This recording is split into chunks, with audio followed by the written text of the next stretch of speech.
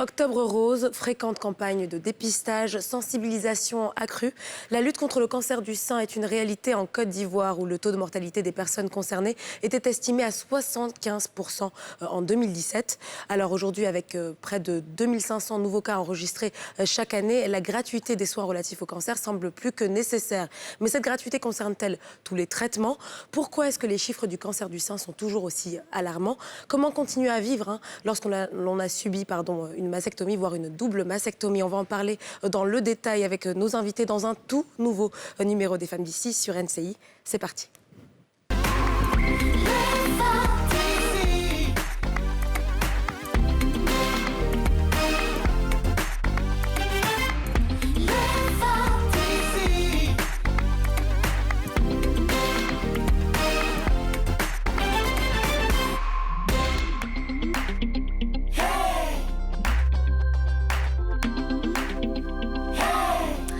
Bonjour à vous et bienvenue sur le plateau des Femmes d'ici sur NCI. Bonjour Kadir. Bonjour Anan, tu vas bien? Ça va? Ça va. Écoute, ça va. T'as la voix un peu cassée? Ouais, alors je me remets petit à petit d'un petit... Mais ça va, tout va bien. Ça va, d'accord. Alors aujourd'hui, on va parler d'un sujet un peu à polémique. C'est notamment la gratuité des soins relatif au cancer du sein.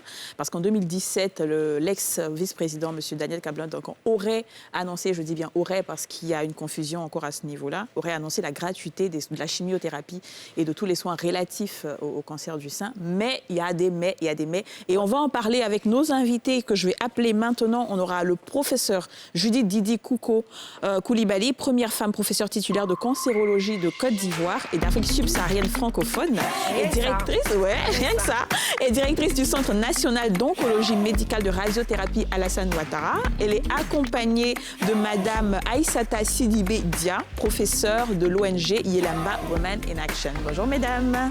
Bonjour Kadi, bonjour Anna. Merci beaucoup. Merci beaucoup d'avoir accepté notre invitation. Alors oui, effectivement, on va parler de la gratuité ou non des soins relatifs au cancer du sein en Côte d'Ivoire, mais on va commencer aussi à parler du cancer du sein en général, qui est une maladie qui touche quand même beaucoup de personnes, pas qu'en Côte d'Ivoire, mais partout dans le monde. Alors, je vais peut-être commencer par vous, docteur Didi Koulibaly, professeur. Pourquoi le cancer du sein est-il un des cancers qui est le plus meurtrier chez les femmes ? Je vous remercie. Avant d'aller plus loin, je voudrais remercier la direction et puis toute l'équipe de NCI pour l'invitation et puis vous souhaiter une très bonne année 2021. Merci beaucoup. Merci. Pourquoi le cancer du sein est le plus meurtrier? Je vais peut-être reformuler un peu pour qu'on puisse relativiser. C'est une affection, c'est le premier cancer de la femme. Voilà, aussi bien dans le monde qu'en Côte d'Ivoire. Donc, qu'est-ce qu'on entend par le premier cancer de la femme? Quand vous prenez toutes les femmes qui ont un cancer, elles n'ont pas toutes un cancer du sein, mais on retrouve plus fréquemment le cancer du sein.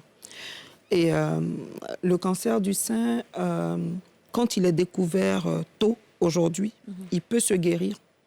Et l'ablation du sein n'est pas une obligation. Ça veut dire qu'on peut en guérir en gardant son sein.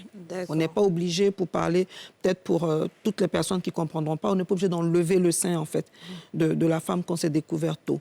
Donc, en réalité, aujourd'hui, la mortalité par cancer du sein est en train de baisser. D'accord. Voilà. Pendant longtemps, quand on avait des personnes qui venaient avec des tumeurs qui étaient grosses ou qui, au moment où on les découvrait, étaient déjà allées dans d'autres endroits, c'est-à-dire avaient déjà quitté le sein pour aller dans d'autres endroits comme le poumon ou le foie, c'est vrai que ça évoluait, ça n'évoluait pas, ça évoluait mal dans la plupart des cas.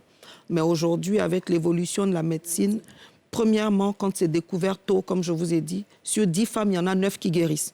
Oh, c'est super. Donc vous voyez que quand on dit que sur 10 femmes, il y en a 9 qui guérissent, ça veut dire qu'il y a peut-être une seule qui a un risque de décéder de cette affection. D'accord. Donc c'est relatif. Et je voudrais qu'on garde plutôt l'aspect 9 qui guérissent sur 10. Et c'est ce qui nécessite justement de sensibiliser, de venir se faire examiner selon les règles de la médecine et ce qui se fait aujourd'hui de plus en plus en... Et quelles sont les personnes qui sont le plus à risque? Quelles sont les femmes qui sont les plus exposées? Les personnes qui sont le plus à risque, je vais citer un certain nombre de groupes, Oui. mais avant de citer les groupes de personnes, je voudrais expliquer un peu pourquoi on cite ces groupes-là. Le sein, les cellules du sein sont nourries par une hormone de la femme. Vous savez, on entend souvent oestrogène, progestérone, Oui. c'est les hormones de la femme. Celle qui s'appelle oestrogène, c'est elle qui nourrit les cellules du sein, c'est elle qui les fait grandir. On voit un peu l'évolution du sein de la femme. Et cette hormone-là, quand on l'a dans l'organisme en quantité trop importante et pendant trop longtemps, elles sont nourries excessivement et puis elles ont tendance à vouloir devenir un peu folles, en fait, se transformer. Okay. Donc, qu'est-ce qui fait qu'elles peuvent être en quantité trop importante dans l'organisme et pendant trop longtemps? C'est les différents groupes OK. qu'on va citer. D'accord. Par exemple, c'est avoir ses premières règles trop tôt, OK. avant 13 ans. C'est ne pas avoir beaucoup d'enfants, Ah bon? c'est-à-dire 0, 1 ou 2 enfants. S'il vous plaît, Ah bon? c'est pas la panique. Je vous explique pourquoi. Ça Parce que quand on dit facteur de risque, Oui. ça ne veut pas dire qu'on va forcément avoir. si, bien Ça sûr. veut dire qu'il faut se surveiller. D'accord. Et comme il y a beaucoup de femmes qui estiment qu'elles n'ont pas le temps, qui négligent, entre guillemets, je mets entre guillemets parce qu'on a fait une enquête, il y en a qui ont coché négligence. Pour pourquoi elles ne font pas leur dépistage. Voilà. Quand on est dans ce groupe-là, déjà même on n'a pas le droit de négliger. C'est ça. Mais quand on est dans ce groupe-là, il faut faire attention. Parce qu'il y a des personnes qui vont avoir ces signes, qui vont être dans ces situations, qui ne vont jamais faire un cancer. Il y en a qui vont faire. C'est le risque qui a augmenté. Ça veut dire quoi? Si vous avez 100 femmes qui ne sont pas dans le groupe cité, peut-être que vous aurez 15 dedans qui vont faire un cancer. Et si vous avez 100 femmes dans le groupe cité, peut-être que vous en aurez 25 qui vont faire un cancer. Comprenez quand on parle de facteur de risque. Donc, quand je dis de ne pas paniquer, c'est vraiment, ça veut pas, c'est pas une cause.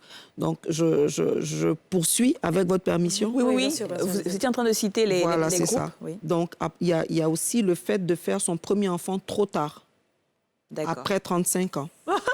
T'inquiète. Il y a le Aujourd'hui, le professeur est en train de nous faire peur.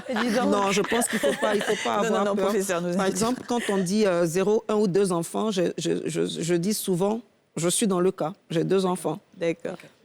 Je ne suis pas Dieu, mais je Oui, bien dis sûr. qu'il ne faut pas paniquer. Ce n'est pas une raison pour vivre dans La peur. dans la peur et tout ça. Il faut se surveiller.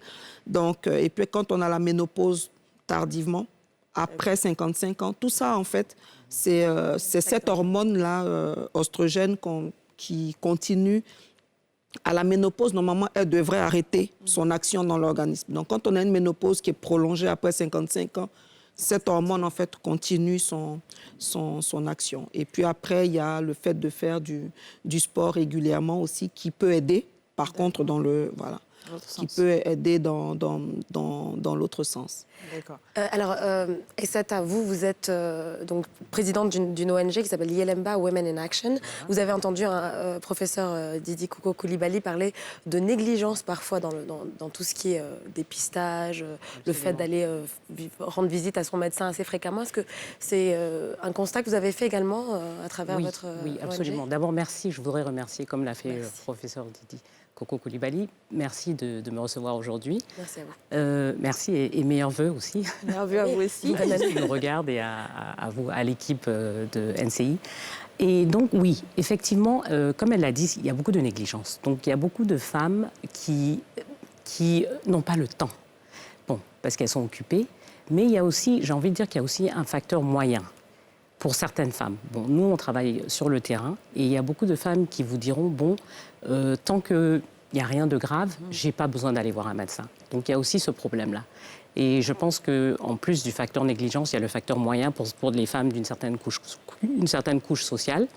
Et je pense que c'est ça qui fait que nous, quand on fait notre sensibilisation, on essaye de leur dire, vous n'avez pas forcément, déjà même se palper soi-même, c'est déjà une forme de dépistage. Vous n'avez pas forcément besoin d'aller chez un médecin, ça coûte cher et tout ça, je comprends. Mais vous pouvez vous palper Il y a une période, je pense, le professeur nous dira, juste après les menstrues, où on doit se palper pour voir s'il n'y a pas de boule dans le sein et tout ça. Donc ça, vous pouvez déjà faire ce premier geste. Mais bon, effectivement, c'est réellement, je pense, la négligence et comme je l'ai dit, le manque de moyens, malheureusement. Professeur, vous voulez...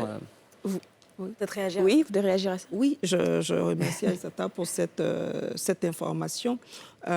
C'est vrai qu'il y a un autre élément aussi, c'est que nous, on a eu à faire une enquête, en fait, dans le district d'Abidjan, en milieu rural et en milieu urbain, sur plus de 350 femmes.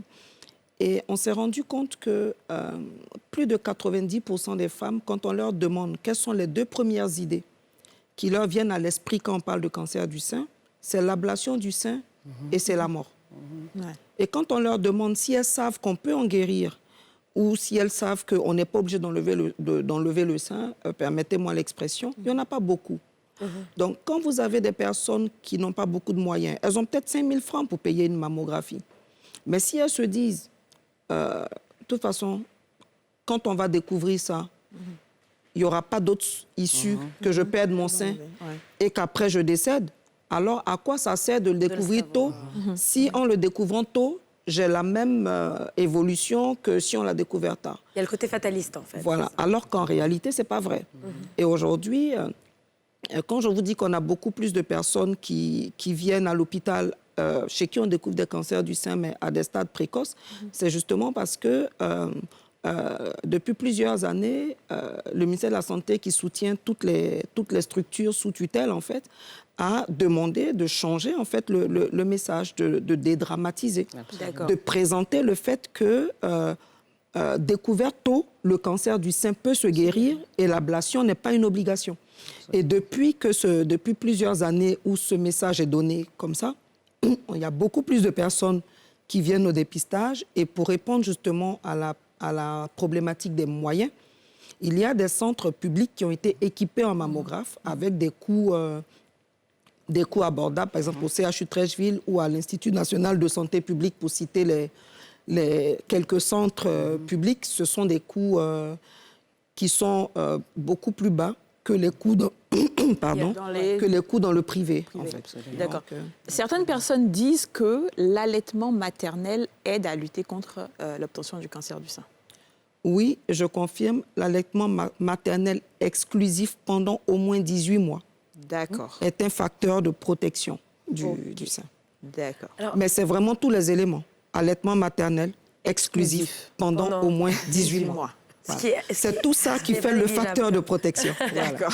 Alors, pour revenir à ce que vous disiez, surtout à la question de se palper, en tant que médecin qui travaille dans tout ce qui est sur la question du cancer, est-ce que vous encouragez les femmes à se palper fréquemment, ou plutôt à aller voir plus fréquemment leur médecin parce qu'après la palpation, il faut bien la faire pour bien savoir détecter une anomalie s'il y en a une?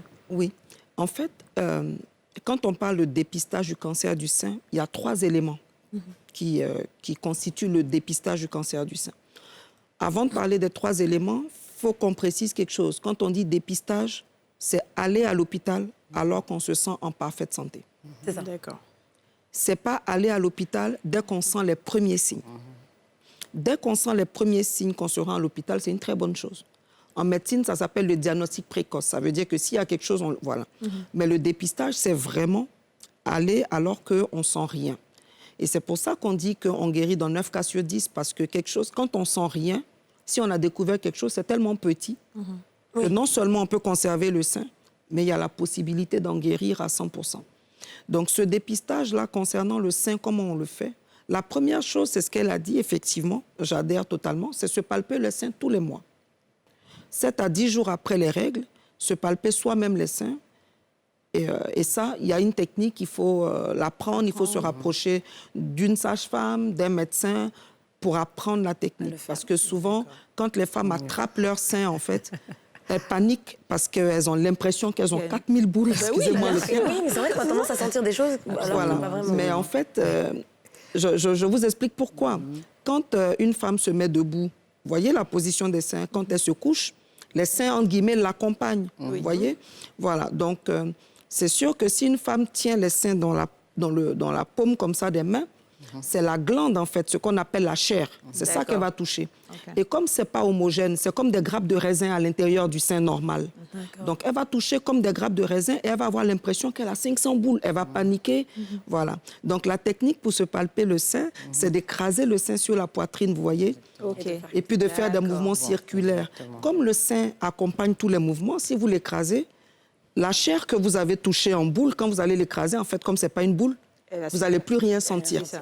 Et s'il y a une vraie boule, c'est elle qu'on va percevoir, en fait. Donc, c'est ça déjà la première chose à faire. Faire ça tous les mois.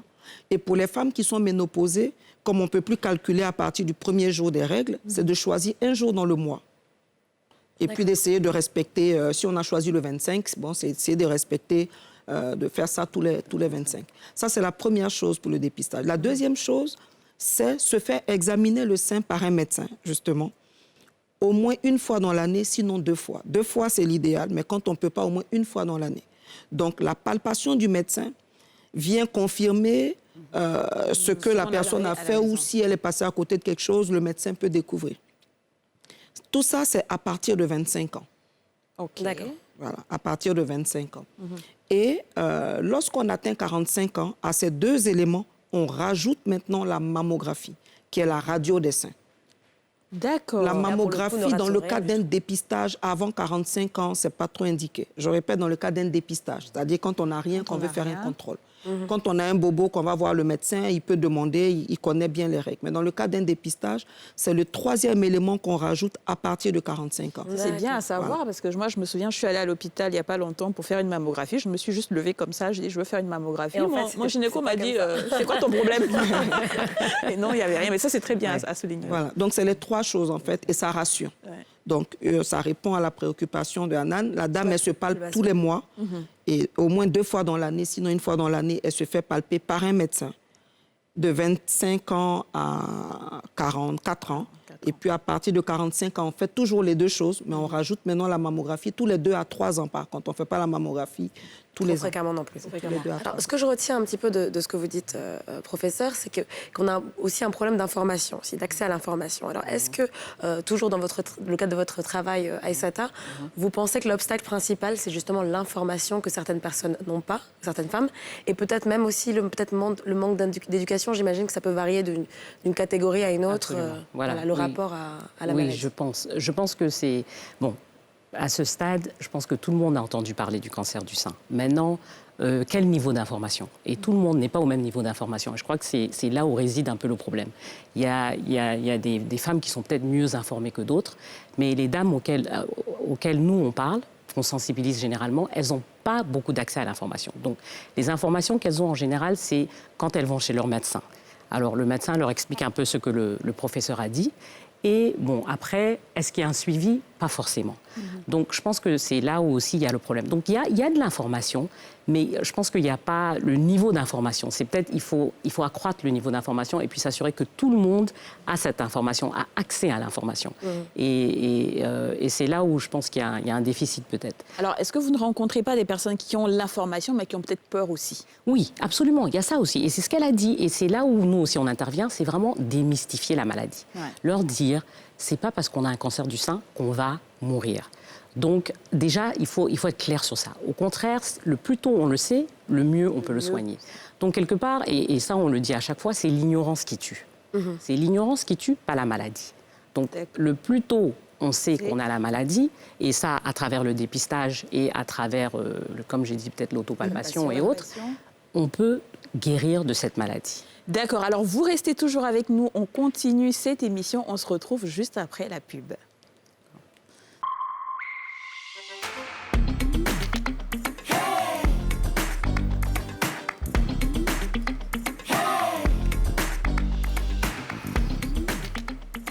Bonjour à vous et bienvenue si vous nous rejoignez sur le plateau des femmes d'ici. On continue à parler du cancer du sein et de la lourde bataille que mènent donc les patientes de cancer ainsi que des acteurs qui luttent contre cette maladie. Nous sommes toujours en compagnie de nos invités, professeur Judith Didi Koulibaly, donc première femme professeure titulaire de cancérologie de Côte d'Ivoire et directrice du CNRAO, ainsi que Madame Aïssata Sidibé Ndia, qui est donc présidente de l'ONG Yelemba Women in Action. Merci encore à toutes les deux d'être avec nous.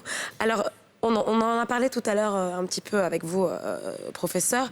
Les choses évoluent plutôt dans le bon sens et vous êtes plutôt optimiste par rapport à l'évolution de la maladie et surtout de l'évolution de la médecine face à la maladie. Mais vous avez commencé à traiter le cancer il y a longtemps, si je ne me trompe pas. Comment est-ce que vous décririez cette évolution, disons, depuis le début de votre carrière? Je vous remercie. Ce que je peux dire de ma, je dirais, petite expérience, c'est qu'au niveau scientifique, le traitement du cancer, d'une manière générale, a évolué. Avant d'arriver au traitement, les moyens de diagnostic. Ça veut dire qu'aujourd'hui, non seulement on diagnostique de plus en plus facilement des tumeurs quand elles existent, parce qu'on est d'accord, personne ne souhaite avoir une tumeur, mais quand elle est là et qu'il y a les moyens de pouvoir diagnostiquer tôt, c'est bien. Mais en fait, on les diagnostique aussi de manière de plus en plus fine. Je dirais pourquoi. Avant, on pouvait dire le cancer du sein. Aujourd'hui, vous avez 4 personnes qui ont un cancer du sein. C'est 4 cancers complètement différents. Parce qu'on peut trouver des choses de plus en plus précises. Voilà, on peut trouver un peu comme si le cancer du sein devenait le nom de famille. Et puis maintenant, on découvre des prénoms. Et en plus du traitement qu'on connaît, qui est la chirurgie, la chimiothérapie, la radiothérapie, il y a des traitements qui visent chaque prénom maintenant, qu'on appelle des traitements ciblés. Et ces traitements ciblés-là, c'est eux justement qui permettent de dire aujourd'hui que le cancer se guérit de plus en plus. Et il existe des situations où on peut ne pas guérir du cancer. Par exemple, quand certains cancers sont généralisés, sont partis, on parle du sein à d'autres endroits, comme le poumon et tout ça, il y a des situations où la médecine ne peut toujours pas guérir ces cancers-là. Donc, on en guérit de plus en plus, mais on reconnaît qu'il y a des situations où on ne peut pas guérir. Mais un des avantages de ces nouveaux traitements, c'est que là où avant, malheureusement, quand on ne pouvait pas guérir, on pensait que c'était fini, aujourd'hui, on peut transformer le cancer qu'on ne peut pas guérir en une maladie chronique comme le diabète, comme l'hypertension. Une maladie avec laquelle on vit. D'accord. Parce que ce sont des médicaments qui, quand ils n'arrivent pas dans ce genre de situation à tuer les cellules, les obligent à dormir. Et une cellule du cancer, quand elle dort, qu'elle ne se multiplie pas, elle est plus dangereuse. En fait. Elle n'est plus dangereuse. D'accord. Et ces médicaments-là coûtaient excessivement cher. En fait, ils coûtent excessivement cher parce qu'ils sont nouveaux, ils sont dits ciblés, pas parce que les autres ne sont pas bons, mais en fait, c'est comme dans une équipe de football, chacun a sa place, vous savez. Les hommes, ils connaissent mieux ça. Quand on dit qu'il y a un qui est ailier droit, l'autre est défenseur, l'autre est attaquant, voilà, ils ne font pas la même chose, mais ensemble, ils font des exploits, en fait.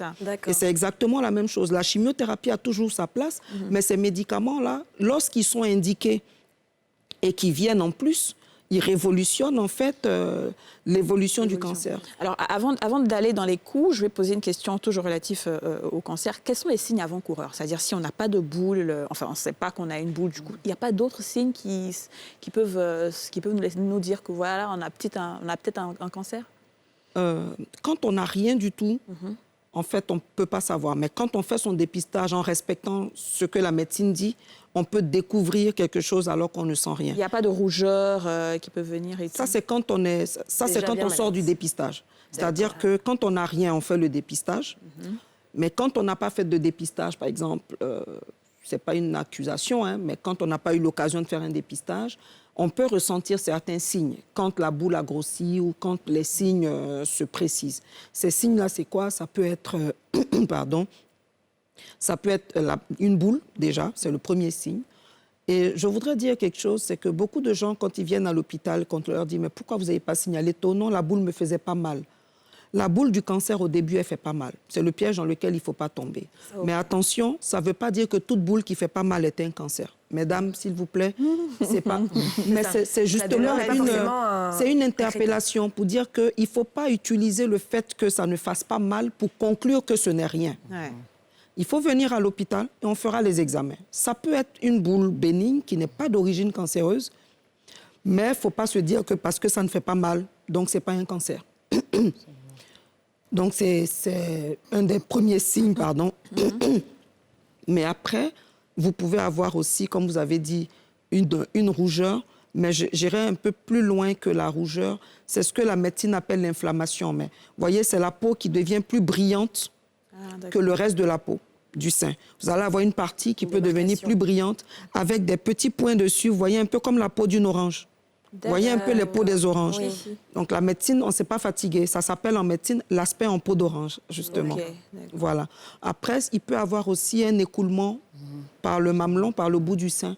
Une femme qui n'est pas en train d'allaiter, qui a des écoulements au niveau du bout du sein, C'est pas surtout normal. quand c'est du sang. Ah, d'accord. Et surtout quand c'est d'un côté, il faut s'inquiéter. Généralement, quand c'est des deux côtés, c'est assez rare que ce soit le cancer du sein. Ça D'accord. peut être d'autres problèmes de santé, mais quand c'est d'un seul côté et qu'il y a du sang, il faut aller à l'hôpital. Autre chose, c'est le bout du sein qu'on appelle le mamelon en médecine qui peut rentrer, en fait. Ok. Voilà. Quand il rentre, voilà. C'est Des petits signes. des signes comme ça qui peuvent alerter. Mais tout ce que je peux dire, en fait, c'est qu'il n'y a aucun signe dans tout ce que j'ai cité qui, lorsqu'il est présent, signifie qu'il y a un cancer du sein. Il n'y en a aucun. C'est juste peut-être des indications. Le seul message, c'est que quand il y a un signe comme ça, il ne faut pas paniquer. Mais quand on n'a pas choisi de faire médecine, il faut présenter au médecin pour qu'il fasse l'examen. Il ne faut pas faire soi-même un diagnostic à la maison. En tout cas. Quand c'est bénin, il y a une façon de traiter. S'il se trouve que c'est un cancer, même si personne humainement ne souhaite que ce en soit un, s'il s'avère que c'est un cancer, on vient de dire, découvert tôt, on peut le soigner, on peut le guérir. Et il y a beaucoup de choses aujourd'hui qui se développent et qui sont disponibles ici en Côte d'Ivoire pour pouvoir soigner, pour pouvoir guérir, mais au-delà de ça, pour pouvoir accompagner, soutenir psychologiquement, gérer les aspects esthétiques. Et tout ça dans un hôpital public de lutte contre le cancer. Quand on vous dit que c'est dans un hôpital public de lutte contre le cancer, ça vous montre toute la volonté de l'État de Côte d'Ivoire à faire de la Côte d'Ivoire un pays où le cancer n'est plus un drame. Écoutez, justement, je vais vous prendre au mot pour passer au reportage qui va suivre. On va justement parler de l'évolution de la lutte contre le cancer en Côte d'Ivoire, mais également de la situation sur le terrain pour les patientes du cancer du sein. Un reportage de Chekpe tout de suite. Awa Sinanta est une survivante du cancer du sein. Diagnostiquée en 2015, elle en vient à bout 2 ans plus tard. Cette infirmière et mère de 4 enfants a subi chimiothérapie, radiothérapie et chirurgie, le tout à ses propres frais. L'année de son diagnostic, l'État ivoirien ne prend pas en charge les traitements contre la maladie. Awa va jusqu'à vendre tous ses bijoux et puiser dans ses économies pour couvrir ses soins extrêmement coûteux. C'est donc après sa rémission qu'elle met en place l'ONG Réseau des Amis de la lutte contre les cancers de la femme. Objectif, sensibiliser les femmes au dépistage fréquent, apporter un soutien financier et psychologique aux malades. Avec l'aide de ma famille, de mes amis, du soutien de mon conjoint, j'ai pu me mettre au-dessus. Et je m'accepte aujourd'hui. Et c'est pourquoi aujourd'hui je me bats pour pouvoir permettre à ces femmes-là de s'accepter et d'être heureuses. En 2017, le gouvernement ivoirien annonce la gratuité du traitement du cancer du sein. Jusqu'à cette annonce, 10% des frais de soins reposaient sur les malades. Néanmoins, cette gratuité n'est pas toujours effective sur le terrain et les coûts des soins restent hors de portée pour la majorité des femmes touchées, comme l'explique Awa Sinanta. La prise en charge, quand bien même que le gouvernement aurait pris une partie des soins et qu'un laboratoire nous aide, ce minimum-là, les femmes qui nous viennent aujourd'hui ne peuvent pas le payer. Les chiffres du cancer en Côte d'Ivoire demeurent inquiétants. Plus de 1000 décès sont enregistrés par an sur 2248 nouveaux cas diagnostiqués. Awa rend visite aujourd'hui à Namlanta Kone, atteinte du cancer du sein depuis 2 ans. Cette mère de 5 enfants entame les séances de chimiothérapie il y a quelques mois, un traitement pris en charge par l'ONG. Depuis banane damnena, mbolo kon bora belanto fuike alan banane torofe. Enfana ka banane fla damne an desela chugoya tambolo. 1 116 000 francs CFA. C'est le montant de la facture qui est alors présentée à Namlanta et à son époux. Une somme inaccessible pour le jeune couple. La lutte contre le cancer du sein, le gouvernement ivoirien en fait une priorité, dans les discours, mais pas seulement. Dernière avancée en date, la construction en 2018 du Centre national d'oncologie médicale et de radiothérapie Alassane Ouattara. Dr Judith Didikouko Koulibaly, directrice du centre, salue ces efforts engagés par l'État. Si elle reconnaît que la question de la gratuité n'est pas complètement résolue, la professeure se veut plutôt optimiste. Cette gratuité, elle est effective, elle concerne certains médicaments. du cancer du sein. Elle concerne des médicaments qui ont bouleversé la prise en charge, le traitement du cancer du sein. L'Organisation mondiale de la santé indique qu'en 2018, le cancer du sein demeure le premier cancer chez les femmes. Alors donc on l'a entendu dans ce reportage, les gens pensent que en fait tous les soins sont gratuits, mais vous avez rectifié, ça concerne que certains médicaments. Donc le reste des soins incombe aux patients. Oui, je voudrais rectifier quelque chose qui a été dit dans l'émission. La gratuité annoncée est effective. D'accord. Donc, parce que ça a été dit, si elle reconnaît qu'il y a encore des choses... Non, la gratuité telle qu'annoncée est effective. D'accord. L'État de Côte d'Ivoire a pris en charge des médicaments anticancéreux. Je viens de vous dire, les nouveaux médicaments qui ciblent et qui ont permis de révolutionner le pronostic de plusieurs cancers. Et ces médicaments-là, effectivement, vous l'avez dit, la première année, le taux était réduit en fait de 90%, donc la population payait 10%. Les dames pour lesquelles, je dis les dames, les personnes, parce qu'il y a aussi le cancer du sein chez l'homme. Chez l'homme aussi. C'est rare, mais ça existe. Et la population payait seulement 10%. Et l'année qui a suivi, c'est-à-dire en 2016, ce médicament est devenu gratuit entièrement. Et en plus de ce médicament, il y a eu 2 médicaments qui ont été rajoutés. Je parle de la lutte contre le cancer. Et donc, sur ces 3 médicaments gratuits, on avait 2 qu'on pouvait prescrire dans le cancer du sein, puisque notre thème, c'est le cancer du sein, mais je parle de la politique de gratuité d'une manière générale. C'est ce qui a été annoncé à la population ivoirienne et cette gratuité a été effective. Et en 2019, le partenariat se terminait, il était pour 5 ans. L'État de Côte d'Ivoire l'a renouvelé, cette fois-ci pas avec 3 médicaments anticancéreux, mais avec 12 médicaments anticancéreux du laboratoire. Mais je voudrais vous préciser que c'est vrai qu'on compte les médicaments, mais je voudrais vous donner des éléments d'information pour emmener peut-être ceux qui ne le savent pas à comprendre le poids de cette gratuité. Parce que les médicaments dont je parle, le coût d'une séance est 1 500 000 francs CFA pour un des médicaments et 2 250 000 francs pour un autre des médicaments, à raison d'une séance tous les 21 jours, pendant au minimum 1 an, sinon plus 1 an quand le cancer n'est pas généralisé, pour le premier qui coûte 1,5 million, sinon plus quand le cancer est généralisé, et celui de 2,2 millions, c'est pendant plus d'1 an qu'il faut le prescrire. Et c'est ça que des personnes ont eu gratuitement de 2016 jusqu'à maintenant en Côte d'Ivoire. Donc, c'est salutaire. C'est vrai que même si ce n'est pas tous les soins anticancéreux qui sont gratuits, il y a beaucoup de pays où tous les soins ne sont pas gratuits, mais je pense que l'État a manifesté en fait sa volonté. Comme je disais tout à l'heure, faire de la Côte d'Ivoire un pays où le cancer n'est plus un drame mais une maladie chronique, ce n'est pas de moi. C'est ce que l'État de Côte d'Ivoire a décidé de faire dans le cadre de la lutte contre le cancer. Donc, il y a eu ça. Il y a le centre national justement d'oncologie médicale et de radiothérapie Alassane Ouattara. Avant l'existence de ce centre, il y avait les plateaux techniques de dépistage et de traitement, de diagnostic. Et au niveau de ce centre, la radiothérapie, elle aussi, qui est une arme incontournable dans le traitement du cancer, est subventionnée dans ce centre-là. C'est vrai qu'après, on peut donner des coûts élevés, mais en plus d'être subventionné au centre, il y a des possibilités de faire des remises à des personnes qui le veulent. Il y a des possibilités de payer par fractionnement. Et puis, l'État, là aussi, prend en charge des gens. Je veux dire que jusqu'en septembre 2019 et là maintenant en décembre 2020 et là maintenant jusqu'en décembre 2020, l'État a pris en charge pour plus de 200 millions de francs CFA des personnes entièrement dans ce centre. Mais je pense que dans ce type d'affection en fait qui nécessite beaucoup d'investissements financiers, aussi bien humains que financiers, c'est tout le monde en fait qui doit mettre tout le monde qui doit mettre la main à la pâte, je pense, et venir soutenir aussi les efforts de l'État. Madame, Aïssata, vous êtes responsable vous êtes la présidente de l'ONG Women in Action. Est-ce que vous aussi, vous êtes une ONG qui aidait, qui donnait des prises en charge aux personnes souffrant du cancer? Non.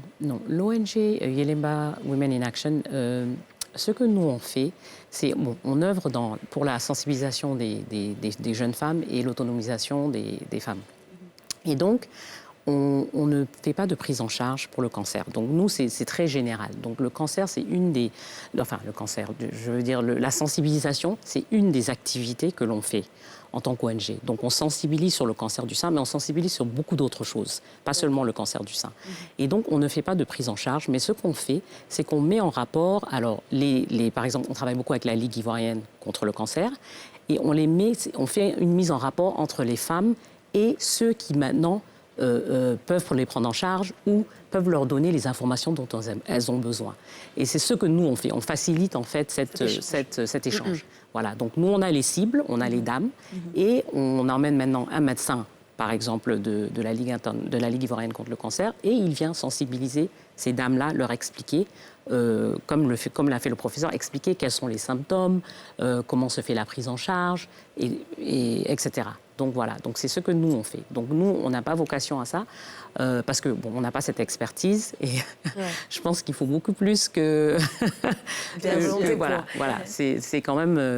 Alors la question que moi je me pose, et je pense que vous pouvez toutes les deux peut-être y répondre chacune avec votre point de vue, c'est surtout, en gros, la différence qu'il va y avoir entre les situations pour les femmes qui vivent en zone urbaine, d'accord, donc à Abidjan par exemple, et les personnes en zone rurale. On a déjà un problème peut-être d'information qui est présent dans les centres urbains, mais on imagine qu'en zone rurale, c'est un peu plus difficile parce qu'on a peut-être moins de centres médicaux, peut-être moins d'ONG qui sont à l'échelle nationale, qui ont des antennes partout. Est-ce que justement, c'est pas aussi une des étapes à franchir, c'est aussi de rendre la médecine un peu plus accessible et l'information sur l'évolution de la maladie et sur le fait qu'elle n'est pas forcément mortelle, aussi accessible aux personnes en zone rurale? Je sais pas comme vous voulez. Allez-y peut-être. Bon, nous, on a fait de la sensibilisation au niveau de Jacquesville, par exemple. Et ce qu'on sait, c'est qu'il n'y a pas de dépistage qui se fait au niveau de Jacquesville. Donc, quand les patientes sont malades, ou bien quand elles veulent, par exemple, aller voir un médecin, faire une mammographie, elles doivent venir sur Abidjan. Parce qu'il n'y a pas de centre là-bas, pour le moment. Donc, bien sûr, elles ont l'information et la chance, c'est que Jacquesville n'est pas très loin. C'est à peu près 1 heure et demie d'Abidjan. Donc, il y a cette possibilité de se déplacer. Absolument. Maintenant, pour l'information, je pense que, nous, en tout cas, nous, on fait de la sensibilisation. Donc, et je pense qu'il y a d'autres ONG qui font de la sensibilisation. Donc, l'accès à l'information, c'est vrai, je pense que je ne veux pas dire qu'elle n'existe pas. C'est pas vrai parce qu'il y a un hôpital à Jacquesville. Et je pense que les dames, quand elles vont voir le médecin leur dit... aux dames, venez faire votre dépistage régulièrement, pour celles qui doivent le faire. Sinon, faites votre palpation et autres. Donc, l'information est là. Maintenant, après aussi, comme elle l'a dit, il faut que tout le monde aussi mette du sien. Donc, si vous avez l'information, il faut que vous fassiez votre part, il faut que vous fassiez votre palpation, il faut que vous alliez faire votre mammographie si vous avez au-delà de 45 ans. Donc, il y a un effort à faire. Et bien sûr, c'est vrai que ce n'est pas toujours gratuit. Mais il y a des périodes où, par exemple, comme je le disais, Octobre Rose, par exemple, pendant la période d'Octobre Rose, où on dit aux femmes, venez vous dépister gratuitement même.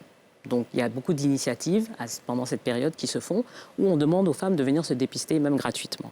Ou si le coût est peut-être un peu plus élevé, on leur dit, on vous donne, par exemple, c'est maintenant 5 000 francs pendant le mois d'Octobre Rose, venez vous dépister.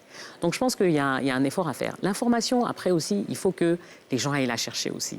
C'est pas, on fait ce qu'on peut. On fait ce qu'on peut, mais quelque part, il faut aussi que les gens veuillent aussi cette information. Parce qu'il y va de leur santé. Voilà. Donc, voilà. C'est ce que je veux dire pour ça. Je dirais qu'elle a tout dit. Merci beaucoup. Parce qu'en réalité, en termes d'accessibilité, il faut voir l'information, il faut voir les soins. Je vais commencer par l'information. Elle a dit, il y a beaucoup de choses qui se font aujourd'hui. Et c'est vrai que aujourd'hui, vous savez, le ministère de la Santé travaille, comme je le disais ce matin, donne une vision, en fait, à tous les acteurs de la lutte. Et parmi les acteurs de la lutte, il y a les structures hospitalières sous tutelle, et puis il y a les ONG de santé, et plus particulièrement les ONG de lutte contre le cancer. C'est la raison pour laquelle il est recommandé aux ONG, justement, qui font de la lutte contre le cancer, de se faire connaître auprès du Programme national de lutte contre le cancer, qui est la structure technique du ministère de la Santé pour organiser la lutte. Vous voyez, quand par exemple, on se retrouve à 5 ONG dans la même ville, alors que si on avait coordonné avec le programme qui a la cartographie des endroits où on doit donner l'information et qui s'organise, parce que le programme, c'est son plan d'action régulièrement. Aujourd'hui, si vous regardez le cancer du col de l'utérus, chaque année, la carte augmente avec les points qui permettent de faire des dépistages dans les villes, voilà, pour éviter que les gens ne viennent. Donc, il y a cette vision-là. Et maintenant, il y a des acteurs. Les acteurs, il y a les hôpitaux et il y a les ONG. Et quand les ONG se font connaître auprès du programme de lutte contre le cancer, justement, ça s'organise en même temps pour essayer de toucher la plus grande partie de la population et, au final, toute la population pour pouvoir avoir cette information et même en langue également. Voilà. Mais comme on le disait, il faut aussi que les gens viennent à l'information. Je vais vous donner un exemple simple. Octobre Rose 2020, il y a eu beaucoup d'initiatives, comme ça se fait partout. Je prends l'exemple de notre hôpital. Pendant 1 mois, consultation pour le sein gratuite. On a demandé au ministère de la Santé qui nous a dit vous pouvez y aller pour aider la population. Partenariat avec le CHU de Hongrie. Partenariat public-public. La mammographie passe de 25 000 francs à 2 000 francs CFA. Wow. Est-ce que vous savez qu'en novembre, des gens venaient demander mais à quel moment on peut faire la mammographie? C'est-à-dire que l'information a été pourtant diffusée dans les journaux, à la télévision, avec des spots télé. Sur Internet, partout. Sur Internet, partout. Vous voyez, là, en novembre, c'était le mois de la lutte contre le cancer de la prostate. On a diffusé, on avait des journées où on avait 130, 188, 200 hommes de 40 à 65 ans. Wow. Ils ont réagi. Les femmes, pas forcément, mais elles ont bien réagi quand même. Mais vous voyez, là, les consultations étaient gratuites. Un hôpital public faisait la mammographie à 25 000 francs, a décidé de le faire à 2 000 francs pour aider la population. Bien sûr. Mais tous, on travaille au nom de l'État de Côte d'Ivoire. Donc, il y a beaucoup de choses qui sont faites. Des choses restent encore à faire, c'est normal. Comme partout ailleurs, la population grandit, il faut continuer. Mais le peu qui est fait, ça serait bien qu'on puisse déjà se l'approprier. Et pour le dépistage, il ne faut pas un hôpital spécifique. Comme on l'a dit, l'autopalpation du sein, c'est déjà quelque chose. Voilà. Il y a des sages-femmes à l'intérieur, il y a des médecins, même des médecins généralistes, pas forcément des gynécologues, peuvent apprendre à faire l'autopalpation. Donc, les personnes peuvent aller à l'information dans le centre de santé qui est à leur portée. Voilà. Parce que tant qu'on est dans le dépistage, on n'est pas dans la spécialisation cancérologie, puisqu'on peut ne pas découvrir de cancer. Et donc, ça, c'est pour le volet information. Après, quand on découvre un cancer, c'est vrai que pour l'instant, les structures de prise en charge, quand je dis prise en charge, je parle de traitement du cancer, sont à Abidjan. Mais il y a des projets de délocaliser à Bouaké, dans d'autres villes. C'est en train de ce sont des projets parce qu'effectivement, il faut délocaliser. Mais ça n'empêche que quand les personnes viennent dans les structures à Abidjan se faire soigner, il y a, comme je disais, en termes d'accessibilité géographique, il y a aujourd'hui en Côte d'Ivoire, tout ce qu'il faut pour traiter un cancer du sein et pour pouvoir guérir d'un cancer du sein. Après, c'est vrai qu'on a parlé de l'accessibilité financière, mais ce que je dis souvent, c'est qu'on peut mutualiser les efforts. Vous voyez? Absolument. Si les ONG s'approprient l'outil qui est un des outils qui existent pour la lutte contre le cancer, par exemple, qui est le Centre national d'oncologie médicale et de radiothérapie Alassane Ouattara, elles sauront que si elles ont quelqu'un qui vient leur soumettre des difficultés financières, il y a un hôpital qui ne va pas forcément exiger qu'on paye avant de commencer. Parce que nous, on n'exige pas aux gens de payer avant de commencer. Voilà. On les traite, on marche sur la confiance, on leur dit, dites-nous comment vous pouvez payer. Quand on vous fait confiance, venez après. Il y a des gens qui nous disent, j'attends une prise en charge, donc je ne peux pas venir. Ceux qui ont le courage de l'exprimer, on leur dit non, vous venez, et puis quand votre prise en charge vient, vous régularisez. Il y en a qui n'en parlent pas et qui restent chez eux, mais ceux qui en parlent... Donc je me dis que si tout le monde mutualise les compétences, c'est-à-dire des ONG font de la sensibilisation, elles ont des personnes qui viennent. Il y a eu des ONG, par exemple, qui ont fait de la sensibilisation dans des villes de l'intérieur et qui ont collaboré avec nous dans le cadre de notre partenariat pour avoir les mammographies à 2 000 francs. D'accord. Donc plus d'échanges entre les... Voilà, mais il ne faudrait pas à mon humble avis, c'est pas très bien que chacun reste de son côté. Ça serait bien de mutualiser. Quelqu'un, une structure a les équipements, a organisé avec l'appui du ministère de la Santé de quoi faciliter l'accessibilité financière à la population.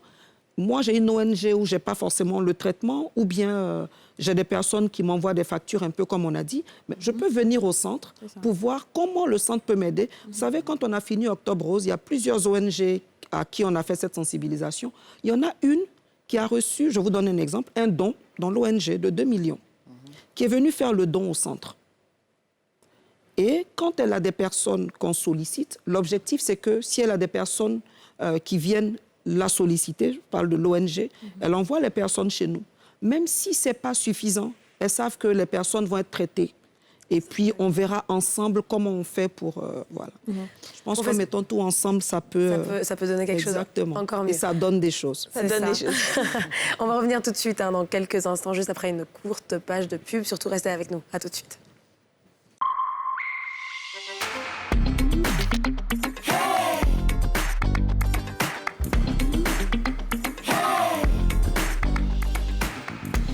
Bienvenue si vous nous rejoignez, vous êtes sur votre émission préférée, Les Femmes d'ici, et nous parlons toujours cancer du sein avec professeur Judith Kouko et Aïssata India. Tout à l'heure, Madame Judith, vous nous parliez de votre disponibilité et du fait que vous aidez vraiment, vous allez au contact des populations, surtout des personnes atteintes du cancer du sein. Et vous avez même évoqué le fait que vous étiez en collaboration avec votre chargé de communication qui allait sur Internet et qui détectait les personnes qui avaient le cancer du sein, qui les amenait à vous? Oui, pas seulement le cancer du sein. Effectivement, en fait, au Centre national d'oncologie médicale de radiothérapie Alassane Ouattara, nous sommes une équipe. Et au sein de ce centre, il y a un service de communication et il y a une assistante sociale, donc il y a un service social. C'est vrai qu'on ne peut pas faire tout gratuitement, mais comme je vous disais, beaucoup d'efforts sont faits. Par exemple, la radiothérapie est subventionnée, et la chimiothérapie, nos médicaments sont pris à la pharmacie de la santé publique, donc forcément subventionnés. Mais je disais effectivement qu'on est très souvent, on regarde les réseaux sociaux. Et quand on voit une interpellation, un SOS pour le cancer, quel que soit le cancer, que ce soit le cancer du sein ou ailleurs sur Facebook, quand c'est moi qui vois, je leur envoie l'information, soit à l'assistante sociale, soit au service communication, pour dire il faut que l'assistante sociale les appelle pour voir, pour mieux comprendre. Et puis voilà. Quand c'est le service communication aussi, ils m'envoient une capture d'écran. Je dis OK, demandez à l'assistante sociale de les appeler. Des fois, elle-même, elle voit des annonces. Et elle m'interpelle, je lui dis, appelez-les. On a appelé des gens qui nous ont dit, non, on est dans telle ville à l'intérieur, quand on va venir, on va vous faire un retour. Il y a des personnes qui étaient à Abidjan qui sont venues. Et il y a des donateurs qui appellent pour dire, OK, nous, on veut vous aider à les aider. Donc, quand ils viennent, on se dit, d'abord, on les traite. On ne leur annonce pas que tout est gratuit. Ce qui peut être gratuit, on leur dit que c'est gratuit. Si la prescription concerne les médicaments gratuits, les médicaments sont gratuits. Vous prenez tous les patients qui sont suivis chez nous. Quand ils ont ces médicaments gratuits, sur leur facture, c'est marqué 0 sur la ligne de ce médicament. Voyez? Mais si c'est d'autres médicaments, on leur dit, dites-nous comment vous pouvez payer, comment la famille peut payer. Et s'il y a des donateurs, ils viennent nous dire, voilà ce qu'on a, qu'on peut apporter. Je veux dire, on s'organise. Mais d'abord, on cherche à soigner la personne. Tant que c'est possible à notre niveau, on le fait. Que ce soit pour la chimiothérapie, que ce soit pour la radiothérapie, on marche sur la confiance. Ce qui nous permet de... La radiothérapie, bon, vous avez vu l'appareil, c'est comme un scanner, c'est des rayons. Mais la chimiothérapie, c'est des médicaments. Ce qui nous permet de faire ces actions, c'est le fait que l'hôpital ait sa pharmacie. Et donc, on peut s'organiser comme ça. Mais c'est vrai qu'il y a malheureusement des personnes qui partent et qui ne nous reviennent plus du tout, qui ne nous disent pas comment payer. Bon, c'est vrai que... Et là, c'est un problème. Vous êtes d'accord avec moi qu'au fil des années, le 25 janvier 2021, ça va faire 3 ans que nous sommes ouverts. Si beaucoup de personnes continuent comme ça, à un certain moment, on sera peut-être emmené à demander de payer les médicaments à notre pharmacie avant d'aller faire les soins. Parce qu'aujourd'hui, ce qui se passe, c'est que quand les personnes viennent faire une chimiothérapie, elles sont couchées dans leur lit. On prend les médicaments en fonction de la prescription à la pharmacie. Elles voient juste leur perfusion avec tous les médicaments qui passent et la facture qui est donnée après. C'est pour ça qu'on peut se permettre de dire cette facture, vous pouvez la régler à votre rythme et quand vous pouvez. Mais quand on marche sur la base de la confiance, c'est bien aussi que les gens nous fassent des oui, il y en a que ça beaucoup qui arrive, reviennent. Mais de Mais il y a temps en temps, il y a des d'autres aussi personnes qui ne ne reviennent pas. Bon, on peut les Alors, ça comprendre. peut être par mauvaise foi, mais ça peut être aussi par manque d'argent réel. Non, par manque d'argent, ça serait bien qu'ils viennent nous voir, vous savez, parce que nous, on a des personnes, et vraiment aujourd'hui, c'est aussi pour moi un jour de reconnaissance envers nos autorités, mais aussi reconnaissance envers les donateurs. Parce que vous avez beaucoup de donateurs qui viennent et qui remettent un chèque au centre en disant « c'est pour les personnes dans le besoin ». Et nous, l'assistante sociale, elle sort la liste de toutes les personnes qui l'ont sollicité. Et puis, au fur et à mesure, récemment, en fin d'année, il y a des personnes qui ont reçu des courriers. On leur disait voilà, on a reçu un don de tel montant, donc vous n'avez plus de dette envers le centre. Ce don a servi à payer le reliquat de votre facture. Elles reçoivent leur courrier ou ils reçoivent leur courrier officiel. Et puis voilà, ils savent que quelqu'un a payé pour eux. Alors écoutez, toutes les deux, vous avez évoqué le fait que cette maladie n'est pas forcément une fatalité, qu'on peut vivre avec, parfois la transformer en maladie chronique. Mais lorsqu'on n'a pas eu de chance, par exemple, et qu'on a eu recours à une opération, une ablation du sein ou à une mastectomie, il y a aussi d'autres problèmes qui viennent se profiler. On va en parler justement dans la chronique Zone Digitale tout de suite.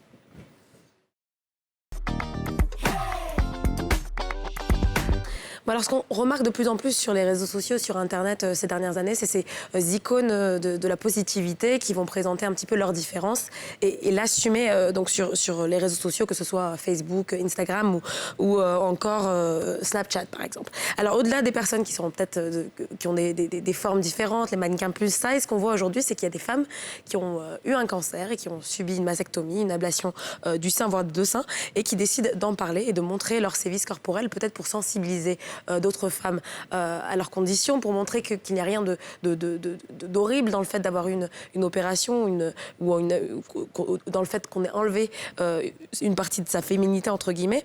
Alors justement, elles choisissent de ne pas laisser ce traumatisme corporel les abattre. Et alors il y a 3 femmes qui ont attiré mon attention et qui ne sont pas ivoiriennes, mais qui sont devenues un petit peu des icônes de ce mouvement-là et qui sont américaines. Il y a Erika Hart, donc new-yorkaise de 30 ans, qui a subi une double mastectomie. Vous pouvez la voir en image normalement, et qui est apparue donc dans un festival aux États-Unis pour se montrer telle qu'elle était vraiment complètement nue. Ça a choqué beaucoup de personnes, mais elle l'a fait justement pour sensibiliser d'autres femmes à accepter un petit peu leur corps une fois changé. Également Sassy Laté, qui apprend aux personnes à avoir des discussions critiques sur la politique corporelle sans sacrifier la féminité. C'est pas parce qu'on perd sa poitrine qu'on n'est plus une femme.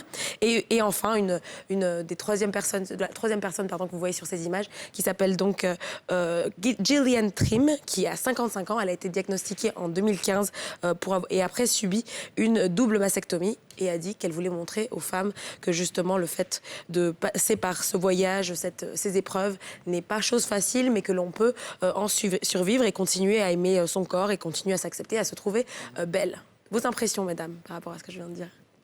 À vous, Aïssata. Alors, mes impressions, je pense que c'est très bien. Et je pense qu'une des choses qui aide beaucoup les femmes aujourd'hui, c'est d'entendre les témoignages des autres. Ouais. Et ça, c'est clé.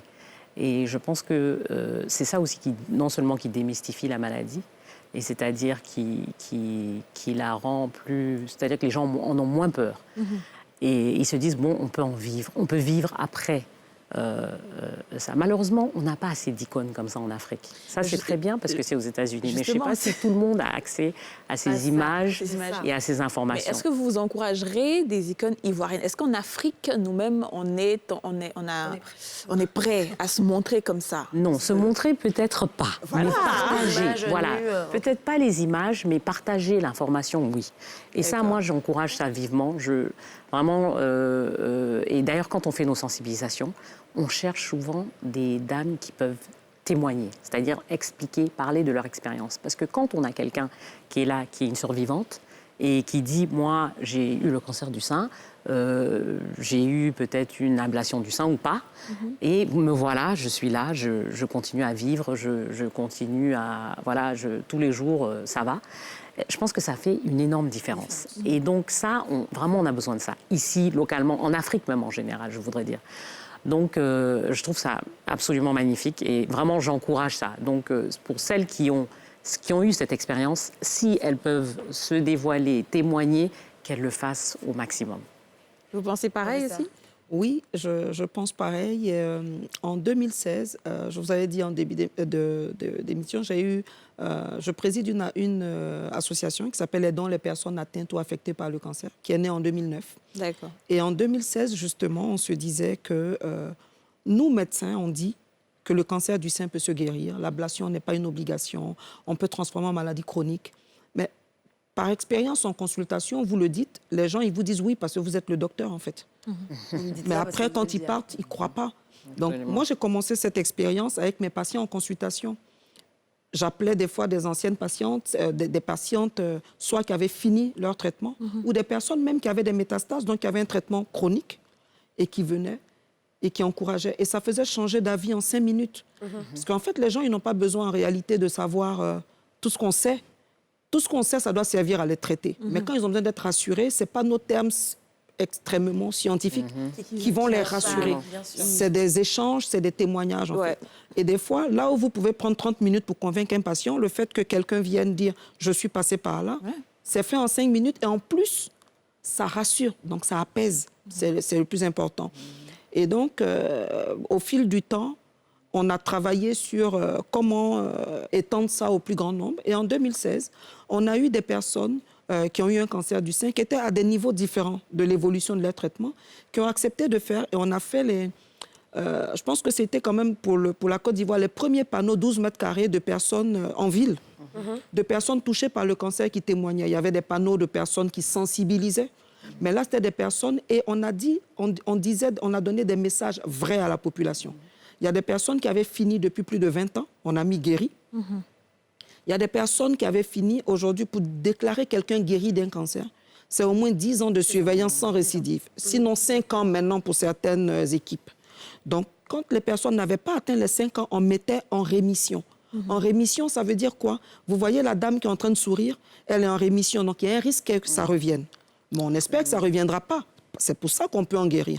Mais vous voyez, malgré le fait qu'il y ait ce risque, elle n'est pas angoissée, elle sourit et elle vous parle. Elle continue à vivre, absolument. Et il y avait une dame qui était à sa 2e séance de chimiothérapie, elle devait en faire 8.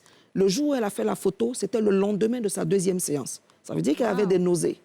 Elle ne savait même pas si elle allait finir le traitement, mais elle souriait. Et c'était partout dans la ville. C'était le Octobre Rose de notre association en 2016. Vous voyez, après, on a fait il y a eu des témoignages et tout ça. Et dans notre association, en fait, on avait développé les premiers groupes de parole de personnes touchées par le cancer.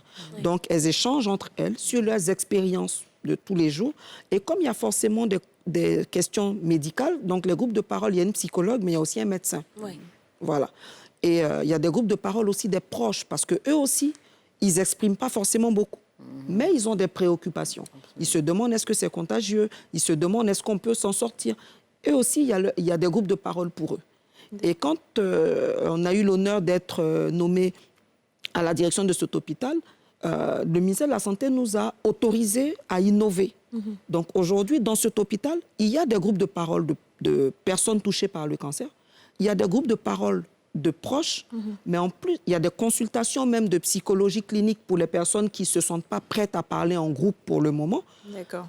Plus de discrétion. Et en plus de ça, on fait aussi de l'esthétique, justement, parce que on fait parce que des personnes peuvent refuser carrément de se traiter parce qu'elles ne veulent pas perdre un sein. Et c'est légitime, en fait. Vous direz que c'est assez répandu ici, localement, ces femmes qui refusent oui. la chirurgie, même quand c'est nécessaire? Oui, même quand c'est nécessaire. Parce qu'en fait, ce n'est pas qu'elles ne veulent pas se traiter, c'est juste que c'est un signe de souffrance. On entend des fois des phrases dans le style « Je mets 2 seins, je ne vois pas mon mari. Vous n'allez pas m'en enlever un?